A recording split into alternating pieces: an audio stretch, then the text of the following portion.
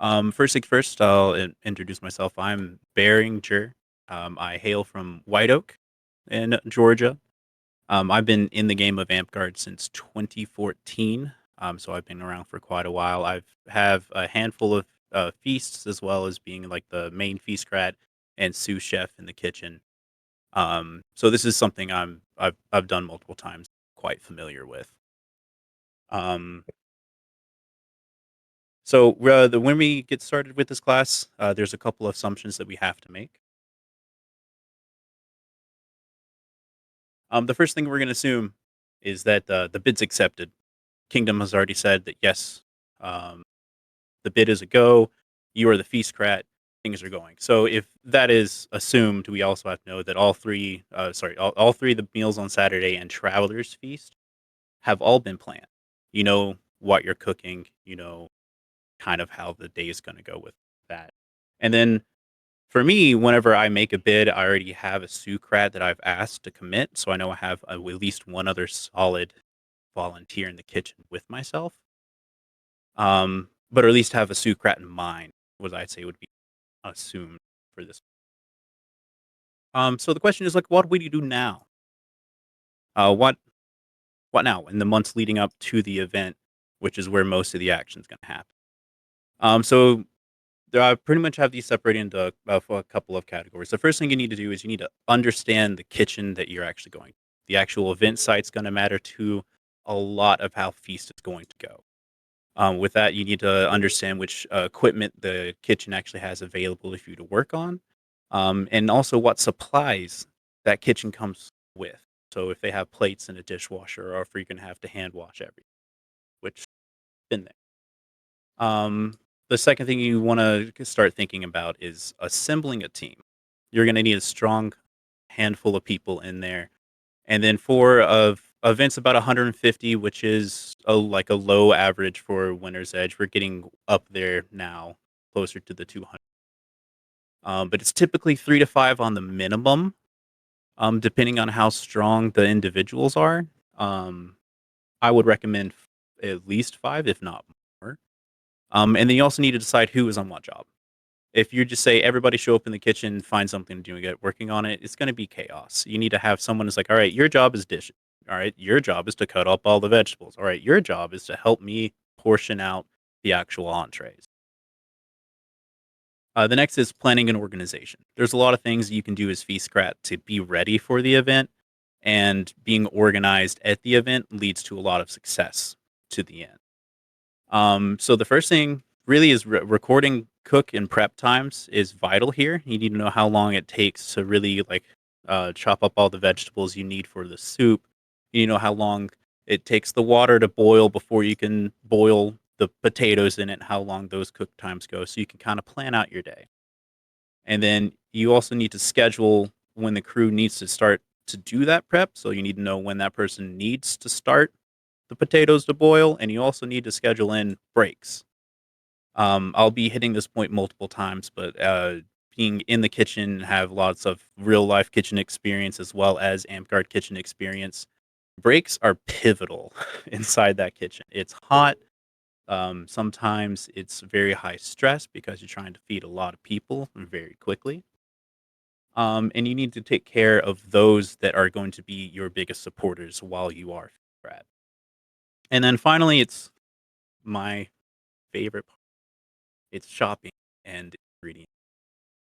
Like in this category, we'll be discussing like how to make the master shopping list, and then also finding out where and how to purchase it all. So first thing we're gonna get started with is the kitchen and the event site that you're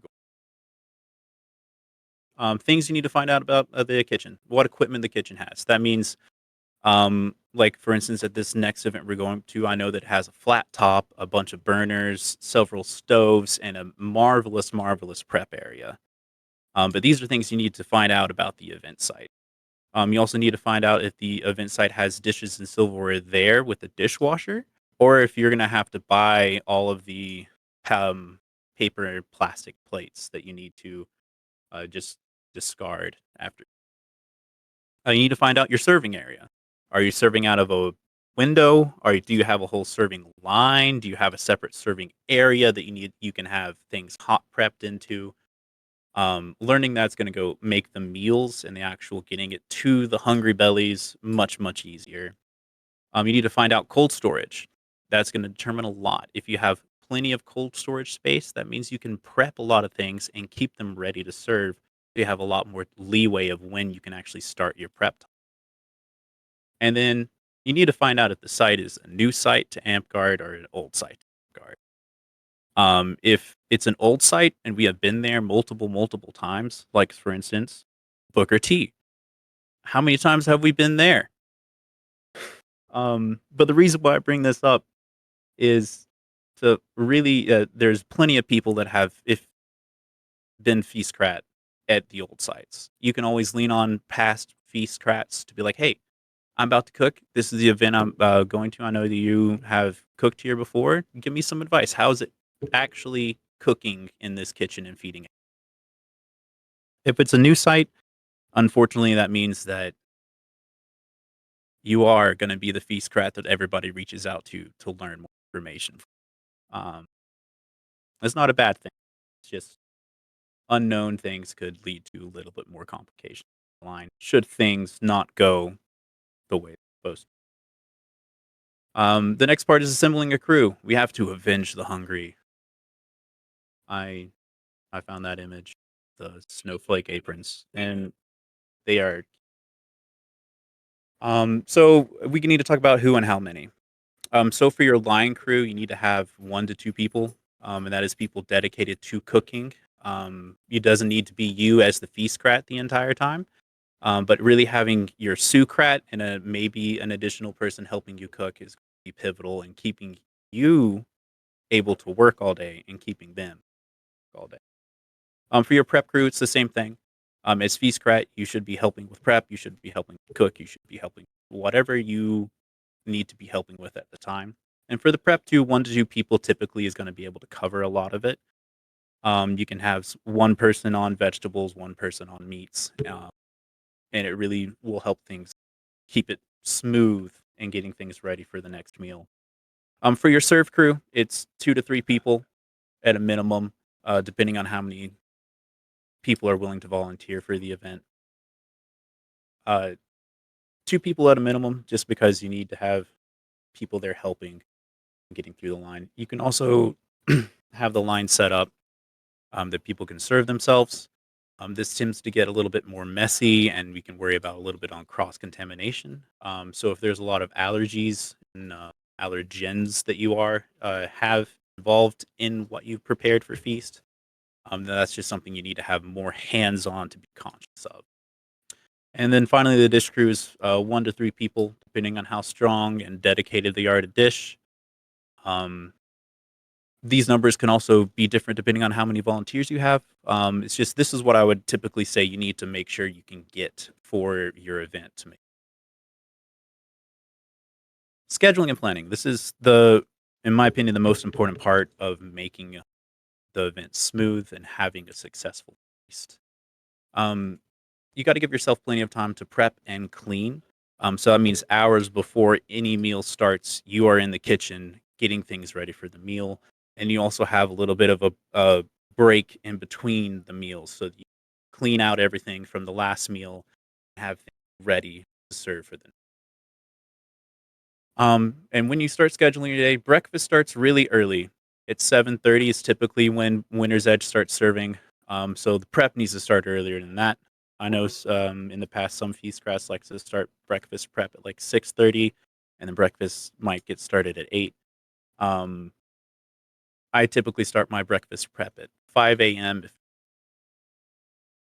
That is just because starting early and getting things running smoothly from the beginning will help things run smoothly all day.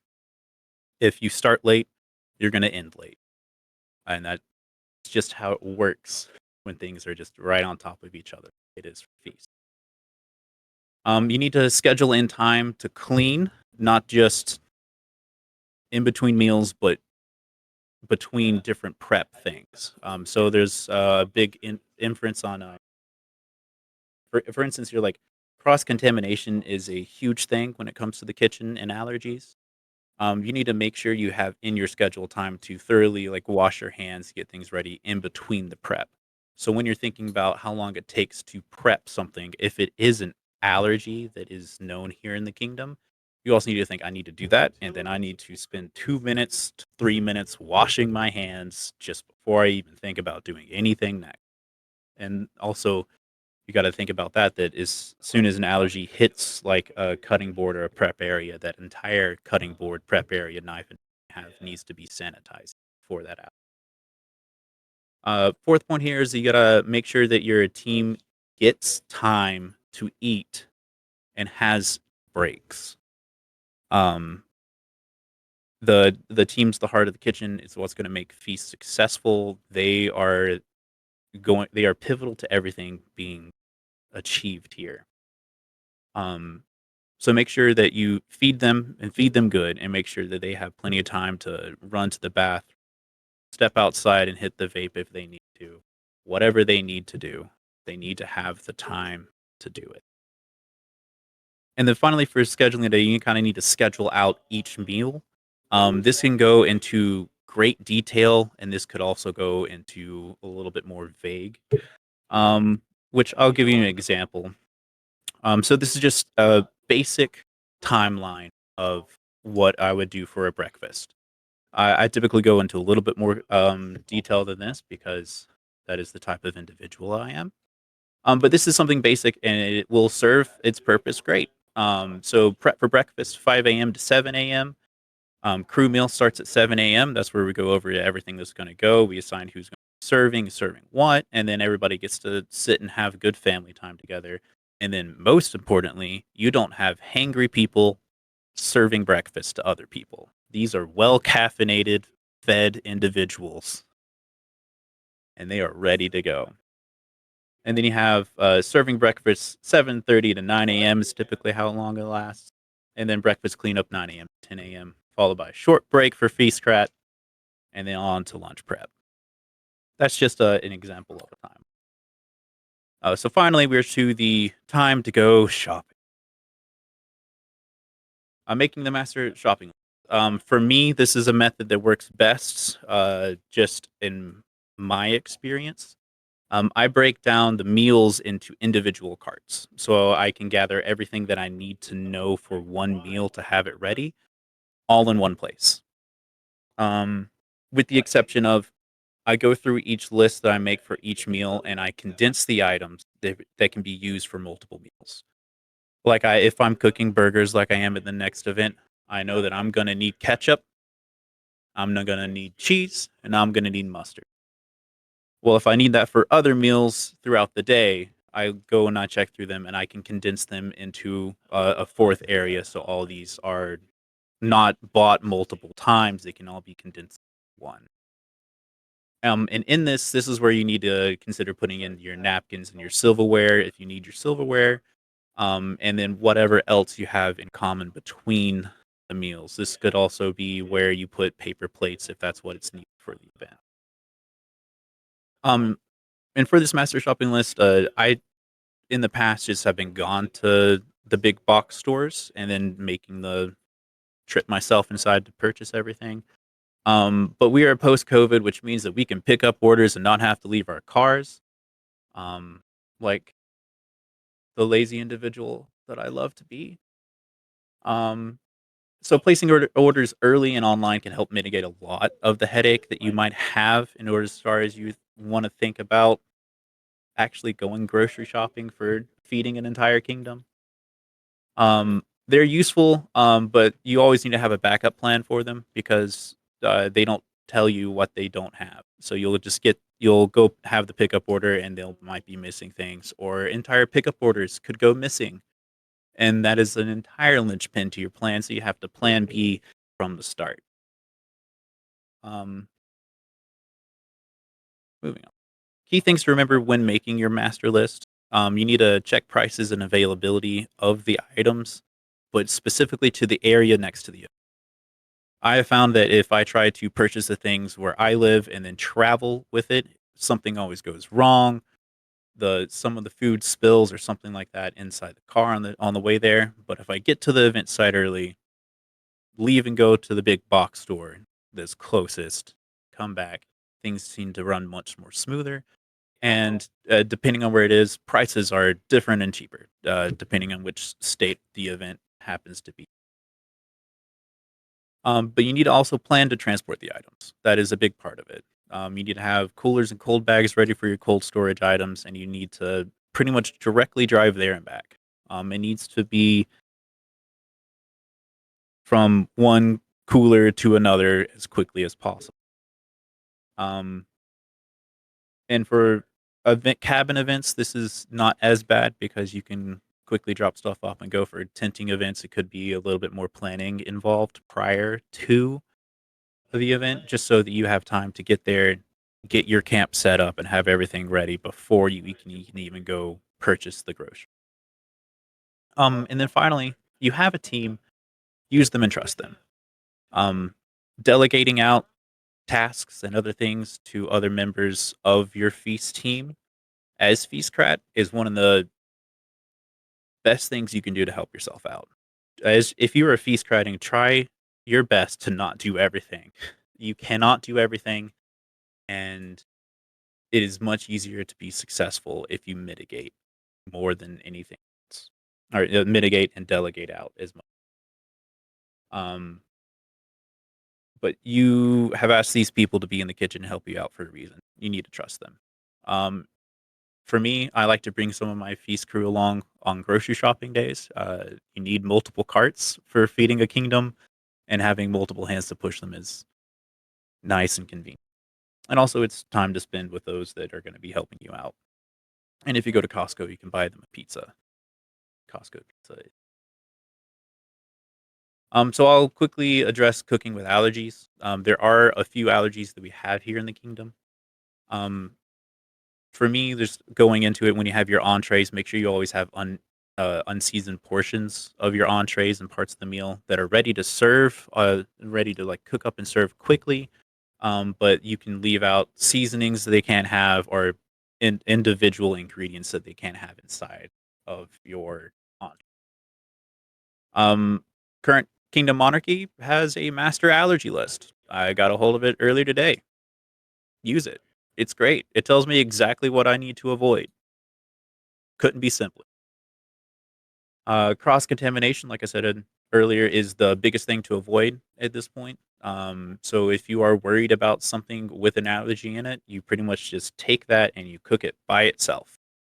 For instance, at this next event, I have a big old flat top where I'm going to be cooking most of the burgers on, but I'm also going to have pans ready on our stovetop in the back, so that if there is someone that comes in, they can't have a certain type of the seasonings that I'm putting on my burger. I can go cook them a burger without that seasoning on a pan on the stovetop, and I don't have to worry about getting any cross contamination between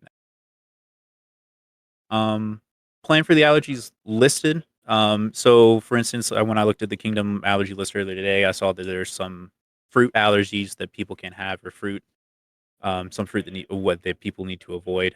So like for our kingdom, like I have fruit coming up at this next event. I'm not going to mix the fruit at all. All the fruit's going to be individually served, so they can get what they can, avoid what they can. Don't cook seafood.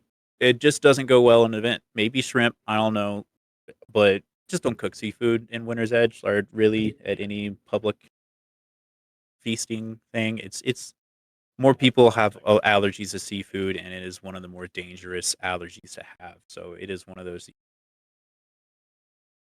And also for Winter's Edge, we have a lot of people that the onions that just can't do it. Allergic to onions. So like there's some meals that require incorporating onions into it, and those meals, unfortunately, we're just gonna have to avoid. Um, no one's getting French onion soup in Winter's Edge, but that's okay. We have plenty of other food to choose from. And then also, like, this should be the most obvious one, but you wash your hands. And this says prior to handling anything with an allergy, but just wash your hands all the time. If you if you're working in a kitchen and you do one thing and you're like, I'm done with this task. I need to move on to my next task. Wash your hands every time. It takes 2 minutes, but it could save someone's life if they have a severe allergy. Um, Hand washing stations should be all around every kitchen, and you should find yourself there a good chunk of the day. Finally, we're going to talk about contingency plans. Um, Things are going to go wrong. That's just how it is. Life is life. Humans are humans. We make mistakes. Things go wrong. Try to be as ready for it as you can. I know that's hard to say, but it's good to have backup plans. So in case something goes wrong, you know the next steps to take. So that means having backup plans for fruit orders slash availability of products. If you show up and all the ground meat's been bought out, you need to have a secondary store in mind in the area that has as much of what you're missing that you need to go get it. Equipment can fail. Uh, have a backup plan in case the oven still doesn't work, even though the park ranger confirmed it was operational the week before. Mm-hmm. Mm-hmm. You gotta have backup plans for all that stuff. If the oven doesn't work, then that's a big part of your meal. You gotta know what you're gonna do in case that happens. And your staff can get sick. People are people. People get sick. People miss out on things. So have a plan for being short staffed. Have a plan for being overstaffed. Um, how it works in the kitchen is that you people need to be there and you can't be everywhere. So if people get sick, it sucks. But you need to be able to plan your day around being able to also do whatever they are not. And more planning and for contingencies will always work out in your favor. You can never over plan when it comes to things that might go wrong in the kitchen and plans to go if that thing does happen. So think of everything you can. Ask your staff prior to the event if they can think of anything you forgot. Just like the more you are prepared for things to go wrong, the less likely it is you'll be caught off guard by it. And then finally, we have four key things to make the event go smooth. And do what you can, and prep what you can early. There are some things that Feastrats can prep at home leading up to an event. Um, you can go ahead and have all that prepped. If you live close to an event site, you can do a lot of the prep at your own house and bring it there and not even have to worry about prepping too much while you're on site. Second thing is delegate to your staff. They're there to help you. This is not a one man kitchen. It will not be successful as a one man kitchen. We have a kingdom to feed. Use the staff that's in there. Tell them what to do, and they will help you make a successful feast. Prioritize food safety. No cross contamination. Washing your hands constantly, and being very aware of what allergies you need to avoid. And stick to your schedule. If you are on your schedule and on top of things, everything will run smoothly. Everybody's empty bellies will be full at appropriate times, and everybody be a happy camper at the end. And most importantly, more than anything else, let's keep feast on time.